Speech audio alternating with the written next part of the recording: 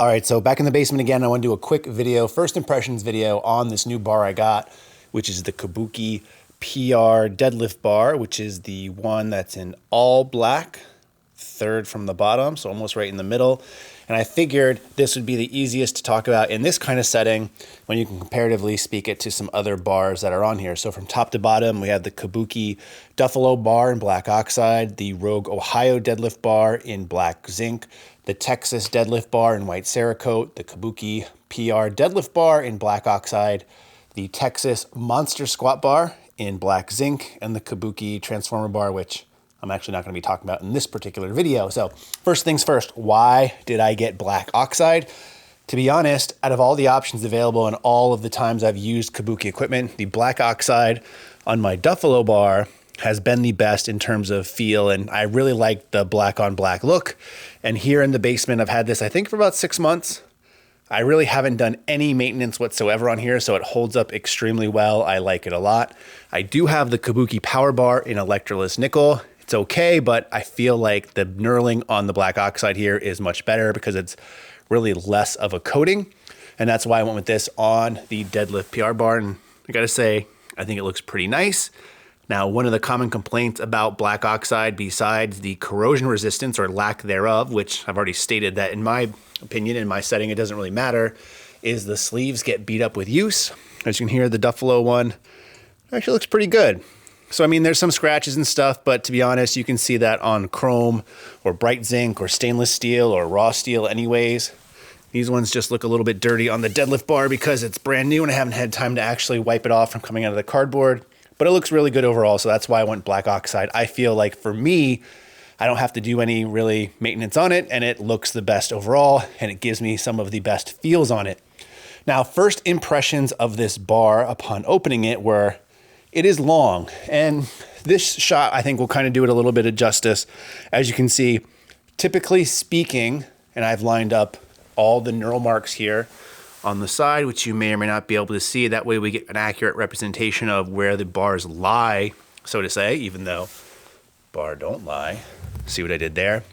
And you can see where the weights are actually loaded on the deadlift bar are extremely far out. So the distance between weights is actually about 3.5 inches or so more when you add them together on both sides than the Texas bar, which up to this point has offered the biggest distance between weights. And the reason why that's important is because the more distance you have between here and here, the more flex or bend you're gonna be able to get out of the shaft itself.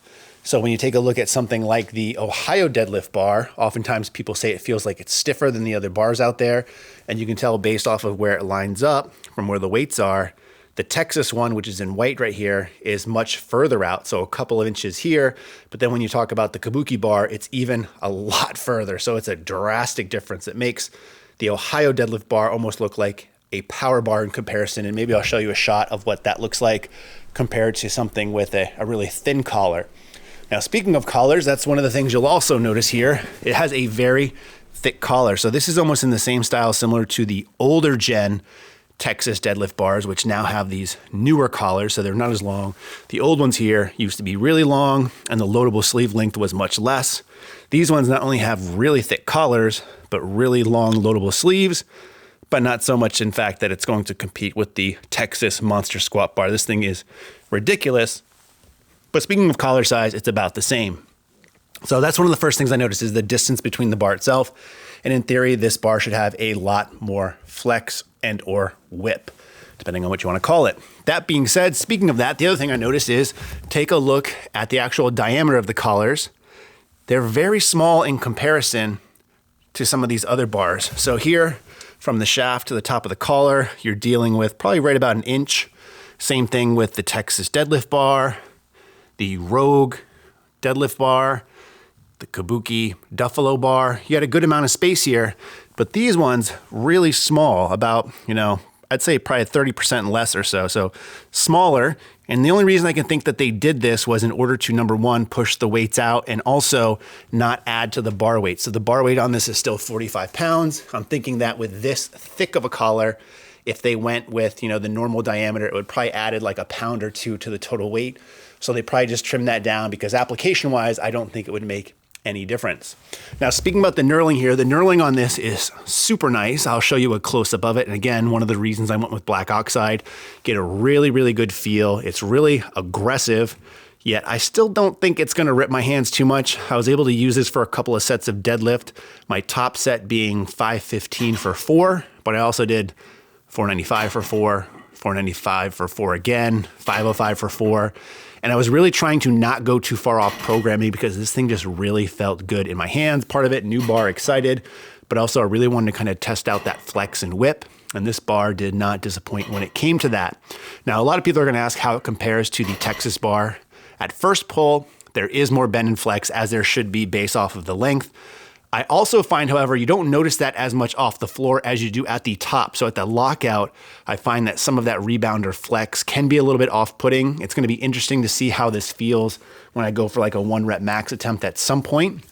The other thing that I really found out about the knurling based off of look first impressions, it's gonna be hard to see in this video. I'll try to line it up a little bit. But the knurling is about a 1/2 inch closer on the inside. So there's less unknurled on the inside part. And although 1/2 inch doesn't sound like much, visually, when you're setting up your feet for a deadlift, it's just something that I noticed right away. And I was surprised that it was only really a 1/2 inch difference. It felt like much, much more. So that is in brief the Kabuki PR Deadlift Bar. The retail on the black oxide version, which I ordered day 1 of the pre-order, which was at the end of November. They said 4 to 6 weeks. It took just about 10 to arrive at my door. I believe the list price was $469.99 after tax and shipping. I think I ended up paying like $520 or something for it, which honestly, I didn't think was a lot considering when they first announced it and finally said they were going to release it. I was fully expecting a price tag of around $600 to $700 based off of the other bars prices. So like their squat bars, like $700 for a nice finished power bar. It's like $600 to $700. The Duffalo bar, same thing. The Transformer bar, the same thing. The Cadillac bar, which is right there, same thing. So I think for what you get, at least initially, first impressions, very high. With Kabuki, the wait times are what they are. But very impressed so far with the pricing and the bar in general. I'm looking forward to using it more. Leave me some comments and questions in the description box or the comment section. That's where you leave a comment. Duh. And I'll get to those either in the follow-up review video or I'll just answer them in line. In the meantime, as always, thanks for watching and stay big.